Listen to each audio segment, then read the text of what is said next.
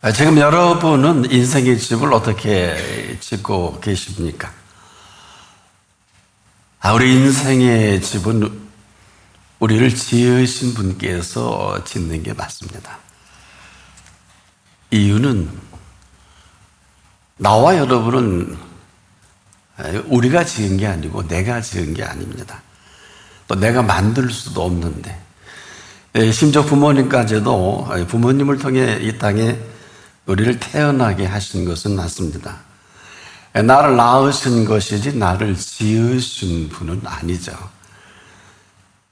왜 이렇게 심각할까요? 우리가 생명에 대한 무지로 인해서 지금 모든 사람이 ADHD 장애에 걸린 줄을 모르고 다들 하나같이 자기가 상대가 ADHD 걸렸어 그러는데, 여러분 이게 무슨 뜻인 줄 아세요? 주의력 결핍으로 인한 과잉 행동 장애입니다. 이 주의력 결핍으로 인한 과잉 행동 장애를 안 하는 사람이 한 사람도 없어요. 여러분 버스를 타고 보십시오. 전철을 타고 보십시오. 사거리에 나가 보십시오. 어디 가서 식사를 해 보십시오. 인상을 찌그리는 정도가 아니라 남녀노소 하나같이 주의력 결핍으로 인한 본인이 감당도 못하고 다른 사람이 피해는 주는 건 말할 것도 없고요. 흡연하는 사람이 다른 데 피해 주는 건 이건 말할 것도 없고요. 한번 살펴보세요. 얼마나 심각한 주의력 결핍으로 인한 과잉 행동 장애가 일어나는지. 그러나 아무도 이걸 심각하게 여기질 않습니다. 한마디로 아무도 이 생명에 관해서 관심도 갖질 않아요. 이렇게 표현하는 것은 우리 주변을 무시해서가 아닙니다. 이것은 지금 근본이 뭐냐, 그리고 그 사실이 뭐냐, 하나같이 이 근본과 사실 부재다. 이런 사실이 아니면 생명은 절대 얘기해서는 안 돼요. 심지어 병이 들어도 고칠 수는 없을 것입니다. 왜냐하면 지금도 우리가 못 고치는 암이 수십만 가지입니다. 이거는 의사 선생님들이 아닌 비밀이기도 합니다. 지금 우리가 발견되고 고치는 것은 정말 100에 하나 정도 될까 말까 합니다. 그런데 인생은 지금도 수고를 해야 돼요. 그래야 먹고 살잖아요. 아무도 이 수고가 헛된 수고라고 생각하지 않습니다. 그 이유가 있어요. 저도 동의합니다. 왜 그럴까요? 이방인들은 이렇게 하지 않으면 먹고 살 수 없어요. 이방인은 밤낮 염려해야 됩니다. 저 동의합니다. 염려 안 하는 사람은 이방인 자격이 없어요. 근심해야 합니다. 염려가 뭡니까? 앞일에 대한 여러 가지로 마음을 쏟아 걱정하는 것을 사전적 용법에서 정리합니다. 어느 누가 앞일에 대해서 근심이 뭘까요? 해결되지 않은 일 때문에 속을 태우는 거예요. 여기서 여러분 자유로울 분 한 분 있나요? 아무도 없을 거예요. 이런 현상으로 주의력 결핍이 되는 것을 의사들도 몰라요. 얼마 전에 제가 보도를 보고 정신과 의사 중에 45%가 스스로 인정해 ADHD 장애에 걸려 있다. 제가 충격을 받았어요. 이건 의사 선생님들이 시인한 것입니다. 이미 보도가 됐기 때문에. 그러니 지금 우리가 사는 저와 여러분의 공간이 얼마나 심각할까요? 열이면 열 다 주의력 결핍으로 아이들이 그것을 보고 그대로 자라니까 서너 살만 돼도 식당 가나 많은 사람 모이는 곳에 소리 빽빽 지르죠. 엄마 그대로 닮은 거예요. 이 아이는 소리 지르는 거 배운 일이 없어요. 혹시 서너 살 미만의 자녀를 둔 부모 있습니까? 모든 액션은 전부 어머니와 아버지로부터 배워요. 해보세요. 여러분들이 하고 싶은 걸 6개월만 살아보시고 언어로 아이 옆에서 가르치지 마세요. 남편에게도 공손히 하고 아내에게도 공손히 하고 절대 톤 높이지 말고 한 6개월만 살아보세요. 아이가 어떤 결과가 오는지. 한마디로 지금 이 심각한 주일의 결핍으로 인해서 지금 나라가 전체 망하게 생겼어요. 지도자도 주일의 결핍으로 인해서 인한 보도가 계속 나옵니다. 교육계에도 주일의 결핍으로 인한 것이 계속해 서울시 안에 교육감 엄청난 지금 싸움이 벌어지고 있어요. 그러나 이걸 아무도 심각하게 여기질 않습니다. 살 줄을 모르는 사람들이 그렇게 살아야 됩니다. 이방인은요, 밤낮 염려해야 돼요. 전 동의합니다. 하지 말라고 안 하면 게으른 사람입니다. 하십시오. 하고 싶은 사람 계속 근심하십시오. 어떻게 할 거예요? 의심해야 삽니다. 의심하고 어떻게 돈 빌려줘요? 맞지 않습니까? 이것은 이방인들은 이렇게 사는 게 맞아요. 근데 하나님의 자녀들은, 하나님의 사람들은 이렇게 살 필요가 없어요. 이걸 바로 여호와께서 그 집을 세우지 아니하시면, 이 표현을 이렇게 쓰신 거예요. 세우는 자의 수고가 헛된 것을 하나님의 자녀는 오늘도 이 소리를 들어서 여러분에게 어떻게 삶 속에 펼쳐갈지는 저는 궁금합니다만은, 제가 지금 표현한 이 모든 걸 먼저 아신 거예요. 우리보다 더 잘 아십니다. 그래서 여호와께서 그 집을 세우지 아니하시면, 아파트 몇 평을 얘기하는 게 아니라 인생의 집을 말씀합니다. 인생의 건강과 돈을 벌어야 아파트 10평이라도 구입하는 거 아니에요? 능력이 있으면 뉴욕의 맨션 한 300억짜리도 구입도 할 수 있는 거고. 그런 이야기를 좀 들었어요. 그렇게 간다 하더군요. 우리 한 3, 40평짜리도. 근데 또 그거 있어야 또 거기서 연봉 한 30억 받고 그렇다 하더라고요. 이게 지금 일반적인 얘기지 특별한 얘기는 아니라네요. 뉴욕에서는 그렇게 살지만 우리 지금 여기서는 어떻게 살고 있습니까? 지금 우리가 아무도 세우는 자의 수고가 헛된 거를 아무도 몰라. 절대 인정하지 않습니다. 그리고 인생 자체가 얼마나 수고와 무거운 짐으로 짓눌려 있는지 이걸 이상하게 생각하는 사람은 본 일이 없어요. 여러분도 그러시죠? 열심히 일하는 사람은 술 한잔 사주고 또 용돈도 주고 없으면 힘도 실어주고 다 그렇게 해서 열심히 일하라고 성공할 거라고 그러지 않습니까? 나도 그렇게 했다고. 근데 이것이 인생의 수고와 무거운 짐인 걸 아는 사람은 아무도 없습니다. 이 늪에서 어디가 나이가 들고 머리가 허해지고 이제 능력이 없을 때 땅을 치게 됩니다. 이걸 예수님은 슬피 울며 이를 갈미 있으리라 아신 거고, 이걸 벌써 지적을 하신 거예요. 근데 아무도 인정을 하지 않아요. 그런데 여러분, 우리를 이렇게 부르신 것은 지금 이 순간 얼마나 우리의 집, 인생의 집을 세우고 싶어 하는지 여러분 아십니까? 이 자리에 부르는 것은 여러분 써먹으려고 부른 게 아니고 이용 가치가 있는 게 아니라 여러분의 집을 세우시고 싶으셔서, 지금 이런 분과 관계없이 우리가 살아가는 이런 삶을 저는 영적 뇌피셜이다 이렇게 표현합니다. 왜 영적 뇌피셜이냐? 객관적인 근거가 아닌 자신의 생각의 근거로 모든 걸 판단하고 모든 걸 100% 삶을 펼쳐갑니다. 저는 이걸 영적 뇌피셜이다. 한마디로 자기 생각의 집중으로 이렇게 살아가는 게 맞다고 자기 나름대로의 계획대로 인생을 그리고 하루를 움직입니다. 근데 이방인들은 이보다 더 해야 될 거예요. 저는 동의합니다. 이방인들은 완벽한 설계를 계획을 하고 오늘 시간표를 짜고 움직이는 게 맞아요. 이게 절대 잘못된 게 아닙니다. 그렇게도 살아야 합니다. 왜? 적자생존 아니에요. 약육강식입니다. 네가 살든 내가 죽든 싸워서 한 기업이 흥하려면 한 기업은 무너져야 되지 않습니까? 애플과 삼성이 싸워서 하나가 무너질 때만이 아마 세계 판도가 결판날 거 아니겠습니까? 화웨이가 무너지든 삼성이 무너지든 애플이 무너지든 그렇지 않죠? 지금 싸우고 있지 않습니까? 이미 화웨이가 앞섰죠, 삼성보다. 어떻게 될는지 아마.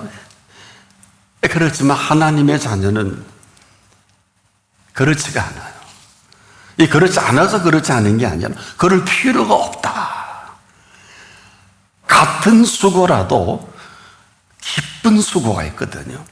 수고 자체가 문제가 되는 게 아니에요. 예수님은 수고 자체를 문제 삼은 게 아니고 수고와 무거운 짐을 지지 말라고 하신 일이 없어요. 단 수고도 할 줄 모르고 짐을 질 줄 모르니까 내게로 와서 내게 배우라. 근데 여러분 배우고 있습니까? 이거 배우고 계신 분은 그대로 드러납니다. 왜? 이런 파워풀한 이런 사람이 없어요. 지금까지 우리가 그럴 필요가 없고 그렇게 할 일도 아닌 것에 전부 쏟아붓고 쓰러지고 병들고, 이런 사람 함부로 얘기하지 마세요. 이 사람은 그렇게 살아야 합니다.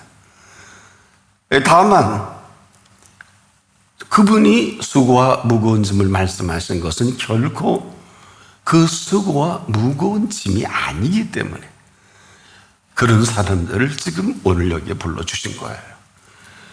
이런 거거든요. 여러분, 부모가 자식을 낳게 될 때 수고했으면 어떨까요?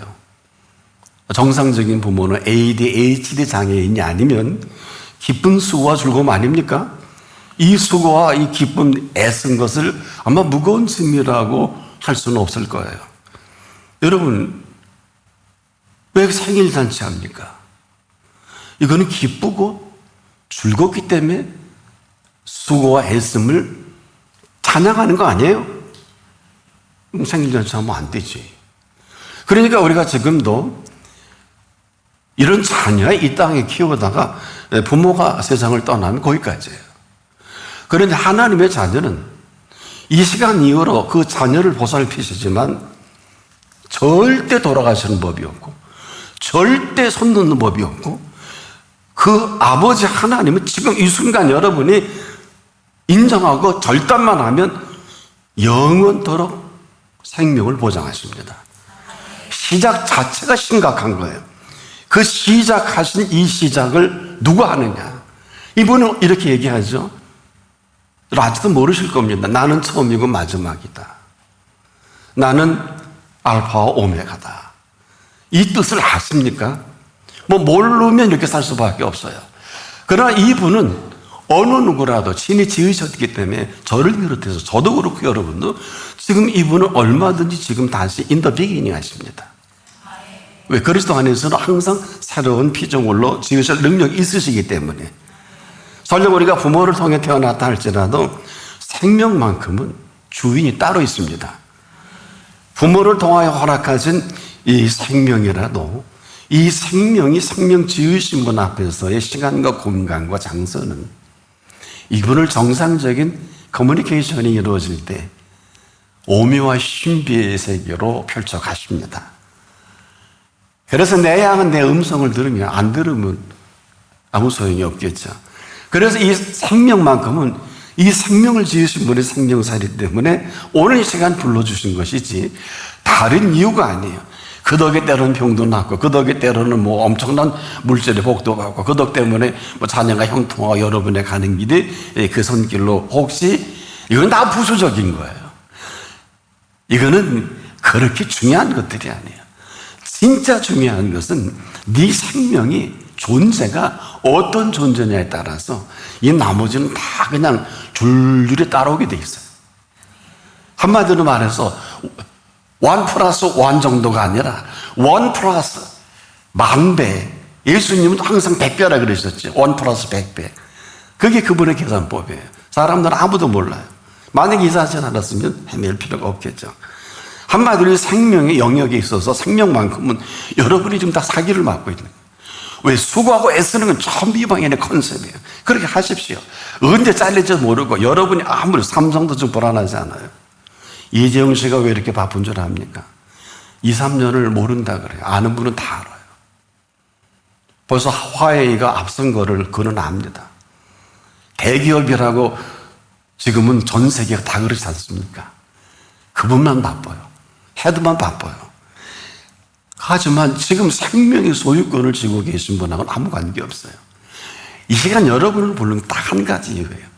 생명의 소유권을 언제까지 네가 네 소유를 주장하고 네 인생을 시간과 공간과 모든 스케줄을 마음대로 하고 살 거냐. 이건 아무런 보장이 못 돼요.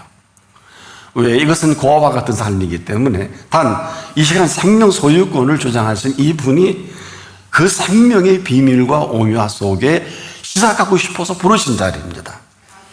그래서 우리가 이 생명만큼은 아무도, 저도 이런 소견할 수 있고 말씀을 근거로 펼쳐나갈 수는 있지만은 아무도 알 수가 없어요. 이게 얼마나 심각한 얘기인지 아십니까? 어느 한 사람도 저나 여러분 이 땅에 자기 의지로 태어나지 못해요. 고로 생명의 죽음도 자기 의지로 죽을 수 없어요.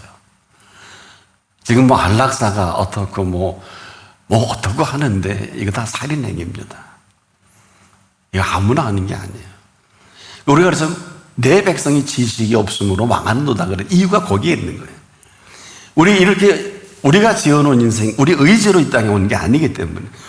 여러분, 제가 이걸 공부하는데 한 30년 걸렸어요. 아세요? 쉽지 않습니다. 왜? 인문학을 정통하지 않으면, 철학에 정통하지 않으면, 뭐 제가 했다는 게 아니에요. 말씀이 안 들어와요. 얼마나 어려운지. 이 단순한 표현이 이게 사람을 살고 죽는 표현이거든요. 이 생명을 지으신 분의 생명을 아름답게 피워내기 전에는 이 생명은 아무 소용이 없어요. 오죽하면 내일 아궁에 던진 들풀도 그랬거든요. 들의 백합화가 어떻게 자라는가 생각하여 보라. 이거 뜻은 아십니까? 공중의 새라 그랬어요. 심지도 거두지도 모아들이도 않고 안 돼. 저렇게 먹고 사는. 우리는 어때요? 우리 지금 일 안 하면 굶어 죽습니다. 이게 전부예요. 공부 안 하면 행사를 못 합니다. 그런데 우리의 생명을 지금 지으신 분은 가장 심각한 이 심각한과는 아무런 관계없이 자기 마음대로 고귀한 생명을 시간과 공간에 할애해버린다면, 그리고 많은 사람들이 지금도 우리나라만 해도 38명이 자살을 하고요. 교통사고는 수백 명이고요. 죽는 분이. 아무도 여기에 대해서 얘기하지 못합니다. 그러나 왜 이 말씀을 합니까? 이렇게 지은 아름다운 생명을 아무도 스스로 마감할 수 없고 안락사로 도와줄 수도 없어요. 이제 요즘 캡슐에 들어가 덴마크에 자기가 스스로 자살을 하는 게 또 문제가 됐지요. 이건 살인이에요. 왜 자기 마음대로 고귀한 생명을 이렇게 할 수밖에 없는가? 여러분, 이것은 지금도 여러분 얼마나 심각한 줄 압니까? 이 생명의 고귀함을 포기하는 죄가 자살이에요. 하여라, 이보다 큰 죄는 없어요. 살인죄보다 큰 죄는 없습니다. 이건 생명 저주죄요. 생명을 파괴하는 죄요. 역천도 이런 역천이 없어요. 하여라, 이보다 더 큰 죄는 없어요. 누구나 지금도 살아가고 열심히 살고 있습니다만은 생명살이만큼은 여러분도 아마 자살을 생각해 보지 않은 사람은 여기 어린아이도 아무도 없을 거예요. 초등학교 2학년짜리도 엄마한테 뭐 공부하라고 좀 책망받으면 엄마 나 자꾸 죽어버릴 거야 그러지 않아요. 얘가 먼저도 실제 그러고 나가 죽는 아이도 있더라고요. 여러분 보도해보요. 초등학교 5학년짜리가 아파트에서 떠내려 자살하는 것을 보도해본 일 있죠. 이걸 어떻게 설명을 해요? 그래서 생명살이만큼은 그가 우리를 지으신 분 앞에서 살아갈 생명이기 때문에 그 이후에 우리가 선택한 선택은 우리가 다 책임을 져야 돼요. 하지만 이 생명살이만큼은 이 생명 지으신 분의 몫이기 때문에 이 생명만큼은 누가 뭐래도 저와 여러분의 몫이 아니고 그분의 몫이다. 이런 사실 때문에 창세기로부터 요한계시록까지 이 66권을 기록해 놓은 딱 한 가지 이유예요. 이거는 들어보셨죠? 생명의 책이라고. 바이블이라고 그러죠. 뭐 구약은 올드 테스타, 신약은 뉴 테스타먼트라 그런 얘기 들으셨을 겁니다. 이건 생명책이지 다른 책이 아니에요. 66권은 주제가 딱 한 가지예요. 저자는 40여 명이 넘는데 이 한 책을 기록하기 위해서 무려 1000년이 넘는 세월이 필요했어요. 뿐만 아니라 아마 인류 역사의 걸작 중에 걸작은 이 성경을 능가할 책은 없을 것입니다. 더 놀라운 사실은 이 저자는 한 분이에요. 하나님 살아계신 아버지입니다. 또 더 놀라운 것은 이런 놀라운 사실과 함께 그 시작과 마감을 하신 분이 누군 줄 아세요? 예수 그리스도십니다. 이분을 태초에 계신 분으로 유일하게 소개한 66권 중에 한 권이 요한복음이요, 사도 요한 2세기를 보고 요한계시록까지 인류에게 남길 수밖에 없는 그 신령한 세계의 교통을, 여러분도 손에 뜻을 모르지만 참고만 하세요. 하늘나라의 상식과 하늘나라의 정서를 이 땅에 충만한 사람, 저와 여러분이 쉽게 알아들 수 없어요. 아마 펼치면 굉장히 어려울 겁니다. 뭐 7뿔 달린 얼굴이 몇 개고 손이 몇 개고 정신없죠. 그가 본 세계, 그가 본 천국의 모든 것을 여러분 무슨 지식으로 이걸 다 알 수 있을까요? 아마 이걸 잘 알았다면 지옥 갈 사람이 아무도 없겠죠. 그러나 알아들으려고 노력도 하지 않으니까 그런 결과가 아니겠느냐. 제가 이 시간 여러분에게 이 소개하는 이유는 무슨 엄청난 뭐 성경이나 이런 걸 소개하려고 하는 게 아니라 태초에 계신 분이 누구이시며 무슨 일을 했으며 그분은 지금 어디 계실까? 여기 계시거든요. 이걸 누가 알 수 있겠습니까? 뿐만 아니라 이 모든 작업의 실세가 누굴까요? 성령님이십니다.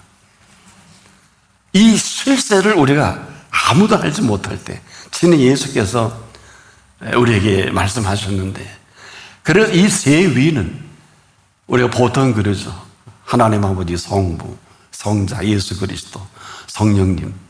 보통 이 삼위가 일체가 돼서 인류에게 이 아름다운 사실을 그대로 조화를 이루어가면서 펼쳐간 이 내용이기도 하죠. 그런데 이 아름답게 이루어진 66권을 위해서 인간들이 머리를 구절하니까 수백만, 수천 명의 신학자들과 구약의 성경학자들을 동원해서 뺄 거 다 빼고 넣을 거 다 하고 고민하다 만든 게 39권이고 신약이 27권이에요. 이건 여러분 조금만 아마 좀 빌려서 책 몇 권만 읽어보면 아마 금방 알 수 있는 사실이에요. 이건 실체적으로 펼쳐진 일이니까. 뭐 그것도 중요하지는 않아요. 66권이 이런 부분을 통해서 오늘 이게 기록된 책이냐? 그렇지는 않아요. 왜? 이 모든 비밀을 더 놀랍고 충격적인 사실은 보혜사 성인영을 예수님이 소개한 일이 있습니다. 이 마감을 이 땅에 지금도 이 자리에 계신 보혜사 성령이 이 사실대로 마감을 하시겠다고 지금 저와 여러분을 불러준 자리입니다. 그래서 이 마지막 7위도 보혜사 성령이 통치하신다고. 여러분이 지금 신앙 고백을 다 하신 줄 아는데 신앙 고백에서 마지막 가이드라인이 우리가 성령을 믿사오며 하면서 무슨 뜻인지 모르셨죠? 오늘 가서 사도신경을 아무데나 성경을 앞뒤로 다 있으니까 찬송가도 있고 거기 맨 마지막 정리를 우리가 성령을 믿사오며 이렇게 나옵니다. 아무도 관심 갖지 않습니다.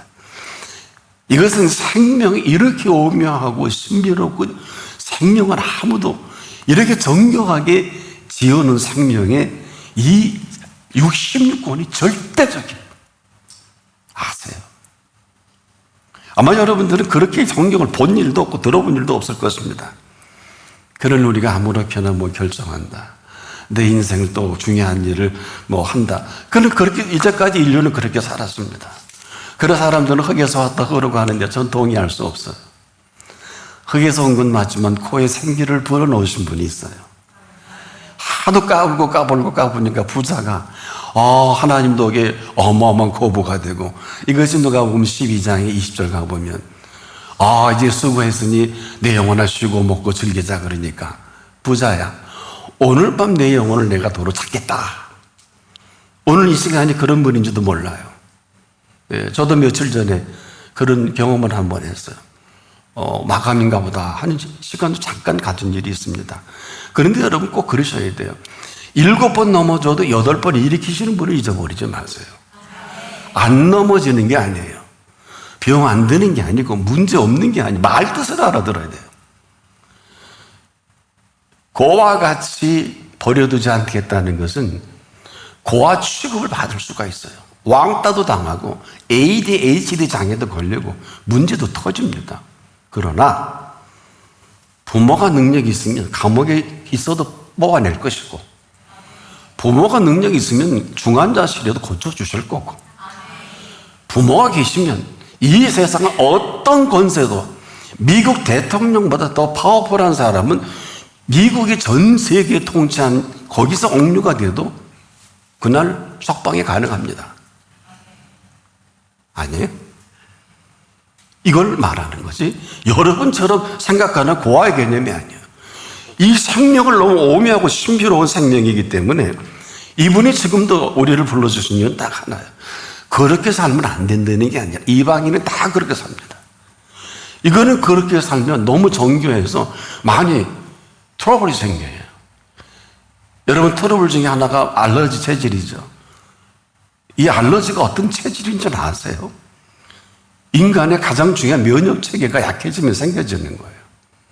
이거 심각한 거예요. 모든 병의 근원이 시작이기도 합니다. 조심하셔야 돼요. 근데 알러지 했다고 죽는 사람은 없습니다. 그러나 죽을 수도 있습니다. 이뿐만 아니라 여러분, 피부 트러블이라고 또 하시죠. 이게 보통 일인 줄 아세요?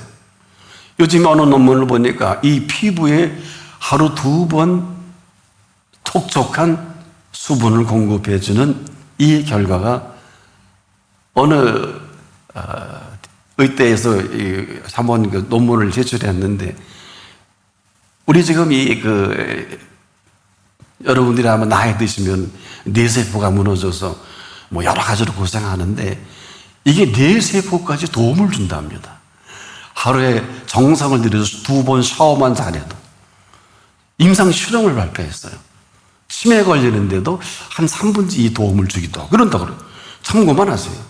그 분야는 제가 전문 분야가 아니니까. 피부가 아니에요. 이게 뇌세포와 직결이 되고 이 피부가 아니라 저와 여러분 이렇게 치명적인 영향을 주는 게 피부인 줄을 의사들 다 아시는 분은 아마 모를 거예요. 논문이 필요하니까. 이렇게 정교한 생명을 우리가 지금도 마음대로 선탠을 하고 이광욕을 하는데 필요한 대로 하긴 하십시오. 그 부작용은 좀 어마어마합니다. 이렇게 아름다운 정교한 여기다가 문신을 한다. 성경은 이것을 저주했습니다. 문신하면 내가 너를 저주하리라. 알고나 문신하세요. 그러나 의학적으로 필요한 분이 있습니다. 이런 분은 문제가 안 되겠죠. 하나님은 공의로우신 분이니까. 문제는 생명만큼은 지금부터 이 정교하고 오묘한 신비한 생명이 영원토록 살아갈 생명이라는 걸 여러분 한 분도 잊지 마시고, 상식적으로 인생을 살지 말고 인간의 상식에 준하면 이방인처럼 살 수밖에 없어요. 그건 저도 뭐라고 할 수는 없어요. 그러나 생명만큼은 그 지으신이 오묘한 신비 속에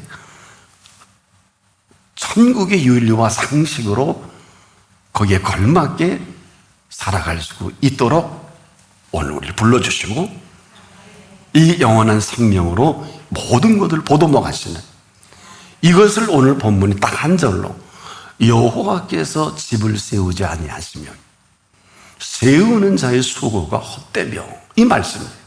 이게 얼마나 대단한 거예요. 그러니까 너 하고 싶으면 하고 큰 먹고 다니 마음대로 하라. 그러나 여러분, 보호자가 없으면 어떻게 행사하겠지요? 병들겠지요. 넘어진 분이나 일으켜 세워주는 분의 파워를 알 거예요. 이게 설명을 해드릴게요. 여러분, 넘어져 일어나면, 여러분, 넘어져서 일어날 수 필요한데 뭘 일으켜 세워요? 넘어져서 일으켜 세운다는 건 뭔지 아세요? 넘어졌는데 일으켜 세우지 않으면 사망을 얘기하는 거예요. 이걸 7번째 경험해도 8번째 일으켜 준다는 걸로 오늘 정리하자고요. 넘어졌으니까 이건 그런 건 아니에요. 여러분, 넘어져 애들은 일어나는데 이 얘기가 아니에요. 저와 여러분 넘어지면 다시 못 일어나는 걸 말해요. 이걸 7번째 경험한 사람은 7번의 죽음을 경험한 사람이다. 이렇게 정리해야지 우리가 정리가 되지. 내가 2발로 일어날 수 있는 그분이 뭐가 필요해? 이렇게 심각한 걸 여러분 압니까? 이렇게 심각한 걸 알면 함부로 동선을 움직일 수가 없어요. 왜? 모르는 것들은 모르게 살지만, 그래서 지금도 수고하고 무거운 짐진 자들아 다 내게로 오라. 이게 부르신 거예요. 왜? 내려놓는 게 아니에요. 제발 수고하고 무거운 짐을 내려놓을 생각하지. 어디서 무슨 내려놓음의 원리라고, 그건 무식한 거예요. 학생이 공부가 힘들어 내려놓으면 공부 안 한, 이건 페르나예요. 전 지금도 공부합니다. 문제는 공부가 즐거워야 돼요. 공부가 기뻐야 돼요. 어떻게 아이들에게 당신도 공부 안 하면서 공부하라고 그러고 아이를 좁아고요. 그러지 마세요. 당신부터 공부하세요. 며칠만 공부하면 애도 책 읽어요. 해보세요. 이게 무슨 얘기냐? 여러분과 우리가 생각하는 수고와 무거운 짐이 아니라 지금도 내게와 배우라고 하신 분에게 얼마나 배웠습니까? 근데 문제는 방황이에요. 여러분, 이게 방황인 줄 아무도 모르죠. 수고와 무거운 짐이 방황인 줄 아무도 모르지만은 그래서 이렇게 호소하고 계신 거예요. 많이 들어봤을 거예요. 예수가 우리를 부르는 소리, 그 음성 부드러워. 문 앞에 나와서 사면을 보며 우리를 기다리네. 오라, 오라, 방황치 말고 오라. 죄 있는 자들아, 이리로 오라. 주 예수 앞에 오라. 간절히 오라고 부르실 때 우리는 지체하랴. 주님의 은혜를 왜 아니 받고 못 들은 채 하려나. 오라 오라, 방황치 말고 오라. 죄 있는 자들아, 이리로 오라. 내가 죄라고 생각되는 사람 절대 안 옵니다. 와도 딴 생각합니다. 와도 영적 뇌피소리에 걸려갖고 지금 헤매고 있어요. 세월이 살같이 빠르게 지나 쾌락이 끝이 나고 사망의 그늘이 너와 내 앞에 둘리며 기다리네. 우리를 위하여 예비해 두신 영원한 집이 있어. 죄 많은 세상을 떠나게 될 때 아무도 몰라요. 여러분이 죽을 때 그때 안다 그러네요. 어떻게 하면 좋아요? 왜? 죄가 재밌잖아요. 죄가 착하잖아요. 이래서 그래요. 여러분, 죄가 좋은데요. 근데 마지막에 성철 스님의 마지막이 인상적이에요. 와, 수미산보다 더 많은 죄가 나를 저 구석으로 끌어들이는구나. 지옥 간다고 스스로 인정하신 아주 위대한 분이에요. 그분은 아세요? 내 인생이 지옥에 간다고 인정한 분이에요. 지금도 그 마지막에 나는 지금 우리가 몰라도 되는 게 아니라 이렇게 어마어마한 죄 많은 세상을 떠나게 될 때 영접해 줄 분이 없으면 이것처럼 슬피움의 일을 갈 일이 어디 있느냐. 그래서 지금 이 시간에도 우리를 부르신 이 부름에 응답하기만 하면 크게 기뻐하시고 크게 감동할 준비가 돼 있어서 여러분이 아는 로마 백부장 마태복음 8장 15절에서 13절에 나오는 이분이 딱 한 말씀 하셨죠. 다만 말씀 하나 없어서 그리하면 제 한이 낫겠나이다. 이게 뭐 대단한 논리입니까? 이 사람 모르고 한 얘기가 아니에요. 근데 더 놀라운 것은 이 말씀을 알아듣고 이 말씀을 주신 분이 다만 말씀만 하옵소서 한 그대로 응답을 하셨죠. 그런데요, 이 둘은 다 이방인이에요. 하나님의 자녀가 아니에요. 로마의 황제 녹을 받고 있는 백부장이 그 휘하에 부하입니다. 그런 그들이라 할지라도 그분을 정확히 알아보고 다만 말씀만 하옵소서 이 요청을 들으셨다는 게 더 놀랍죠. 지금도 우리를 꿰뚫어보고 계시다는 거예요. 저는 이게 좀 충격적이에요. 누구나 다만 말씀만 하옵소서 할 수 있잖아요. 근데 답이 없잖아요. 여러분 그렇게 처리해야 될 답도 없으시죠. 가르쳐드리기. 이게 영적 뇌피셜입니다. 1000번째도 답이 없으시죠. 이것이 영적 뇌피셜입니다.